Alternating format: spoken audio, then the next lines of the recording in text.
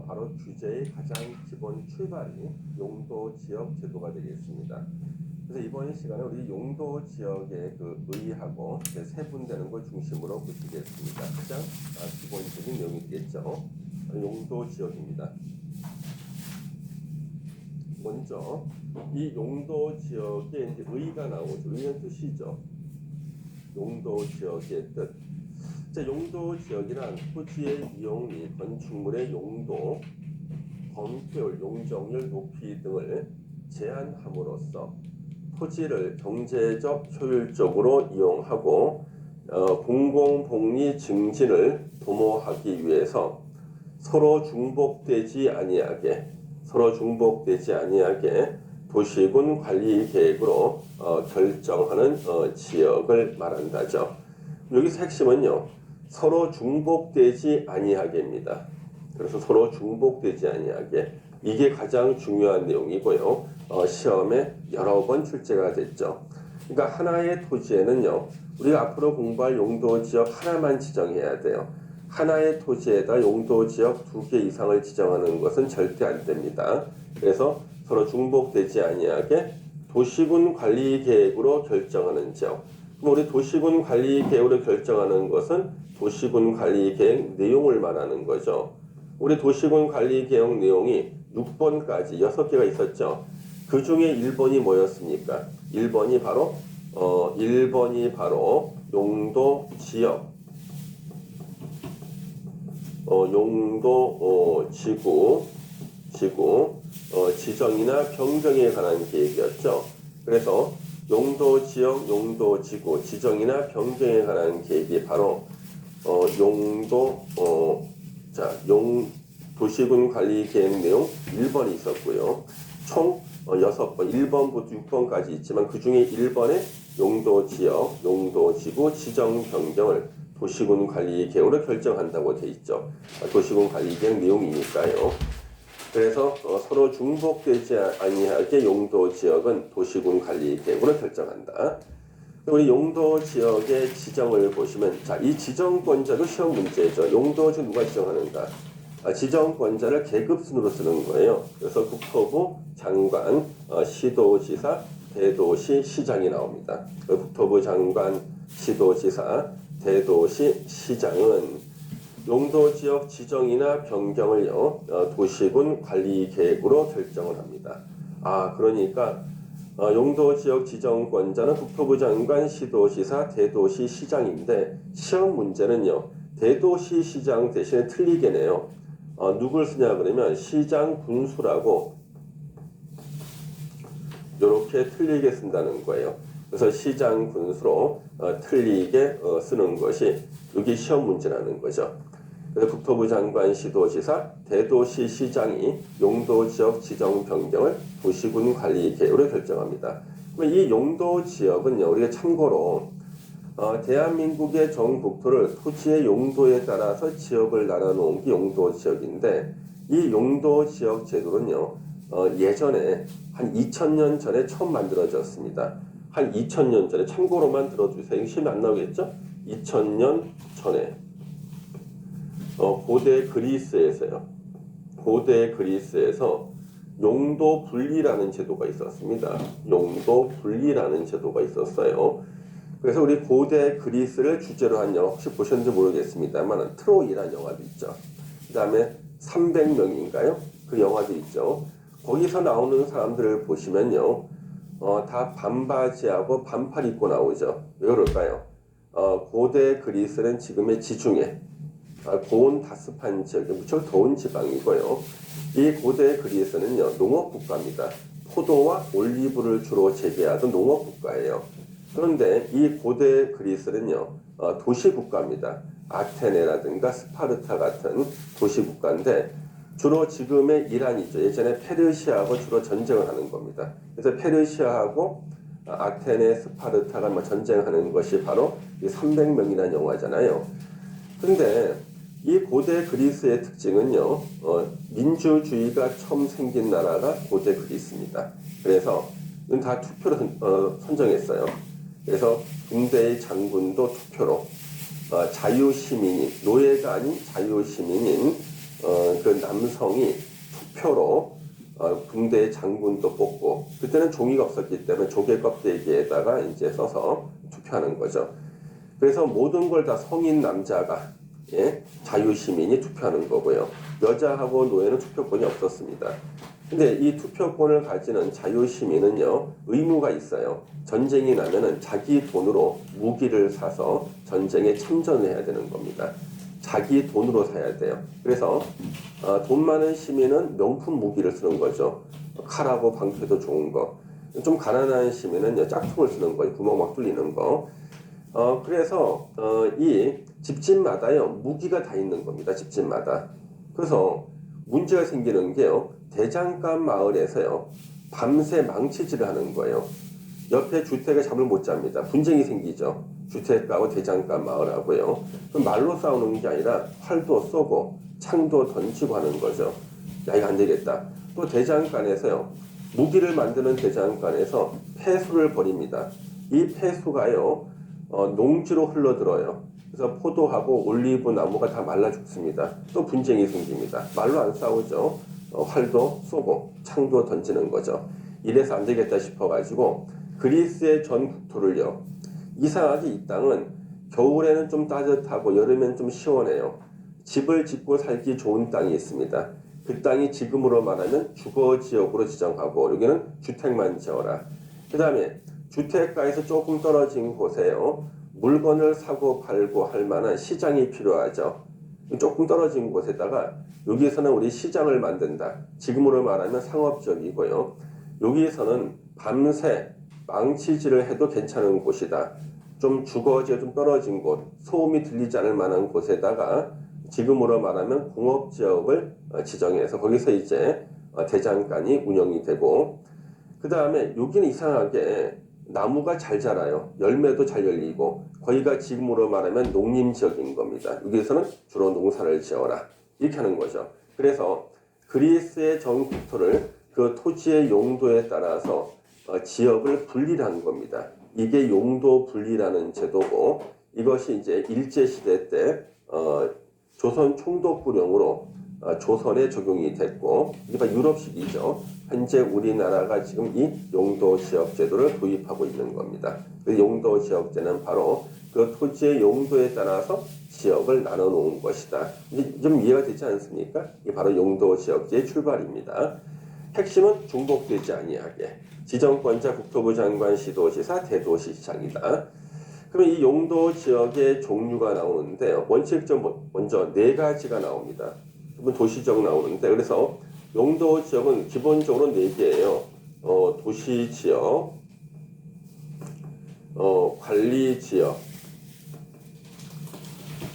농림지역, 자연환경 보전지역,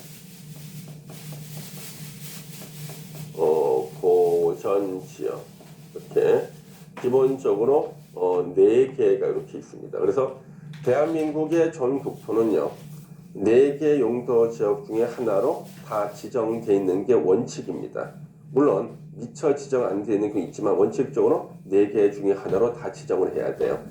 그래서 우리가 낯선 동네에 가서 땅을 발로 밟고 서 있으면은요, 그 땅은 원칙적으로 4개 중에 하나라는 거예요. 도시지역, 관리지역, 농림지역, 자연환경 보전지역 4개 중에 하나로 지정되어 있다. 그러면 먼저 이 도시지역이 뭐냐는 거죠. 우리 서울 전부 다는 다 도시지역입니다. 서울은 다 도시지역이에요. 서울은 뭐 관리나 농림, 자연환경 보전지역 없어요. 자, 인구와 산업이 밀집되어 있거나 밀집이 예상돼서 그 지역에 대하여 체계적인 개발, 정비, 관리, 보전 등이 필요한 지역.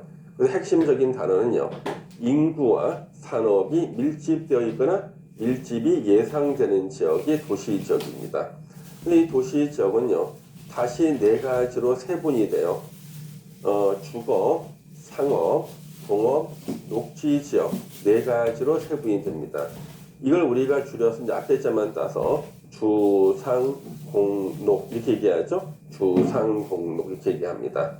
자, 주거지역의 뜻, 거주의 안녕과 건전한 생활환경 보호를 위해서 필요한 지역을 말하고요.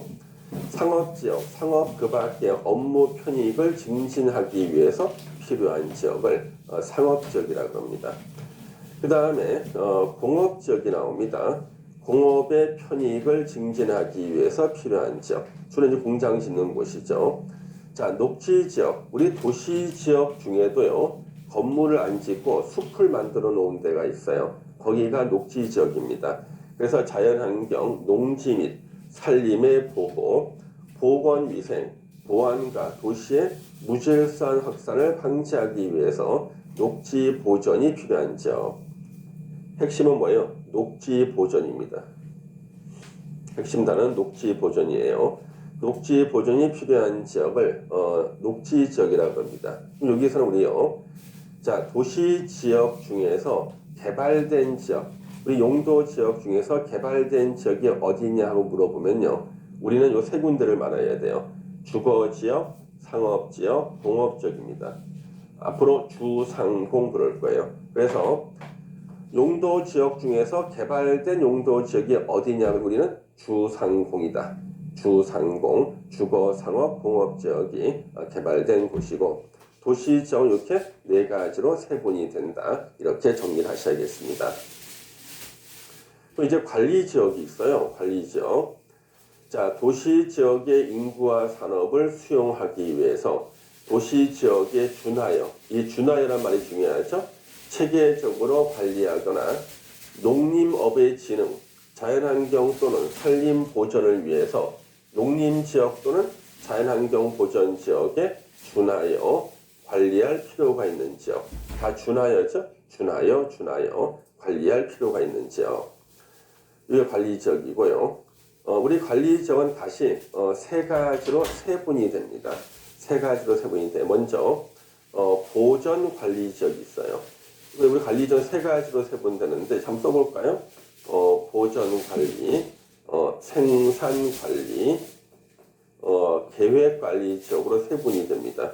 그래서 보전 관리, 생산 관리, 계획 관리 세분인데 먼저 보전 관리 지역 나왔습니다.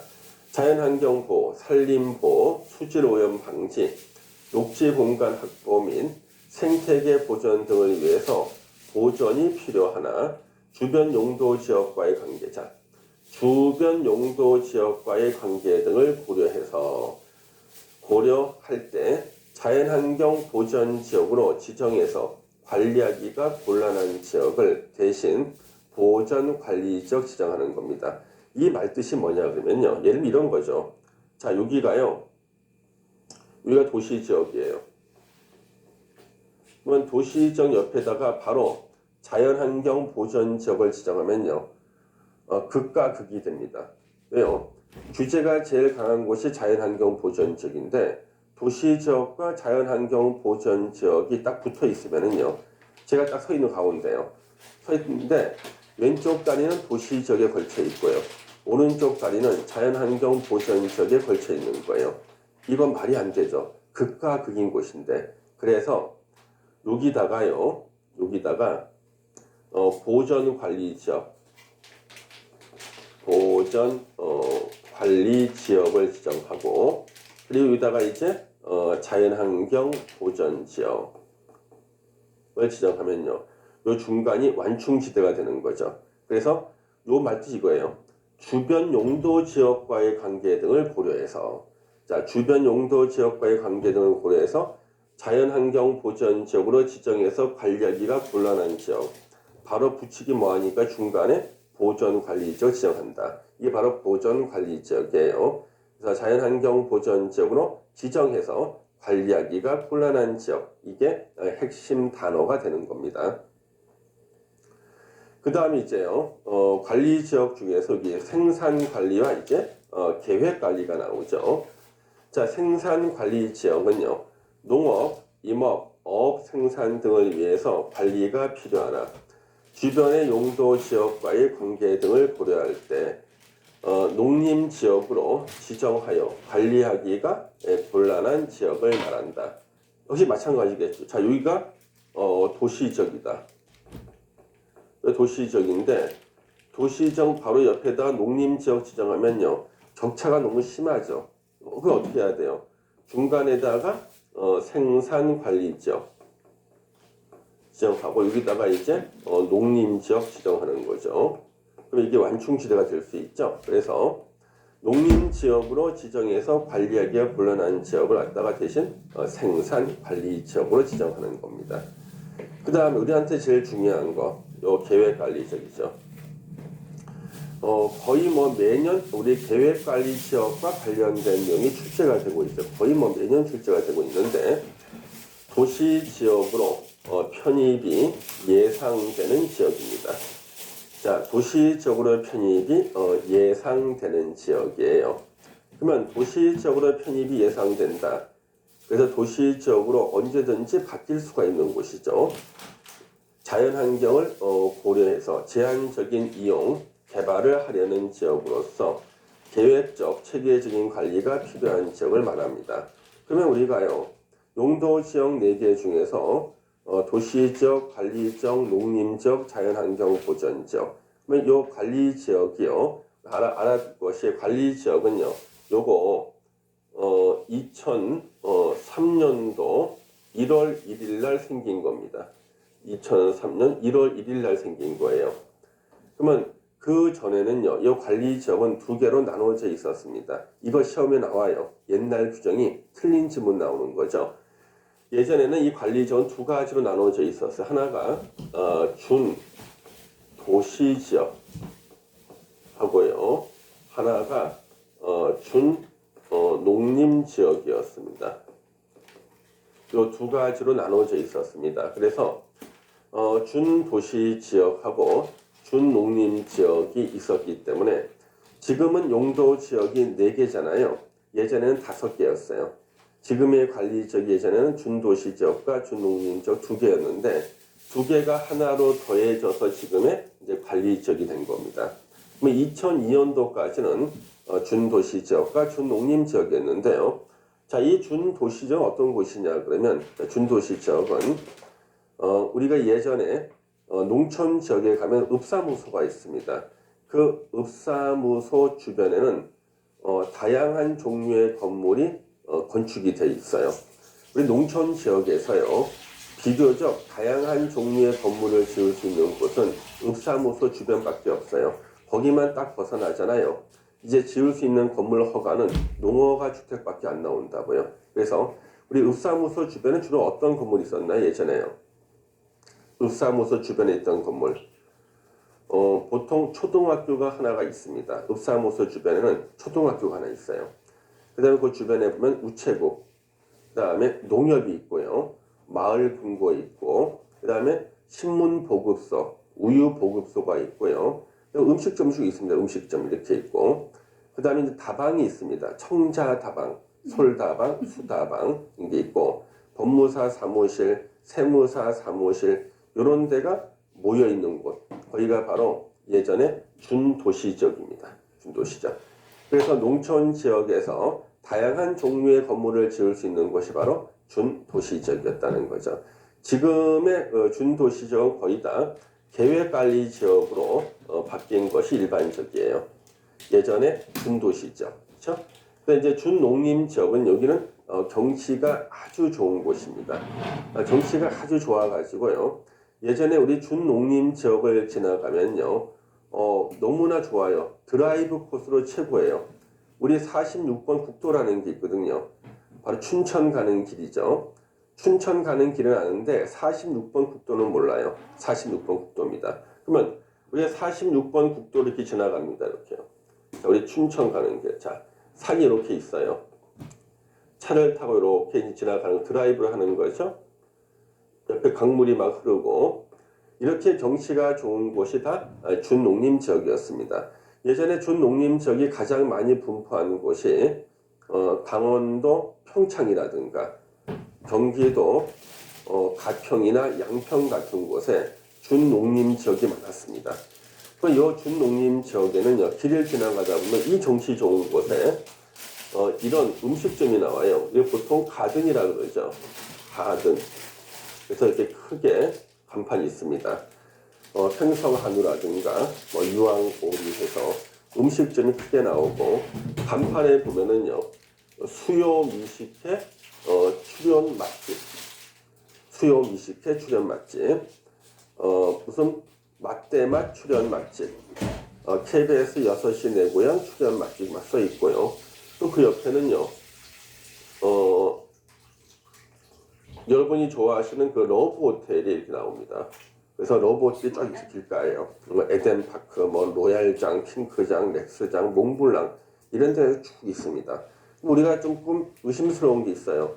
이렇게 경치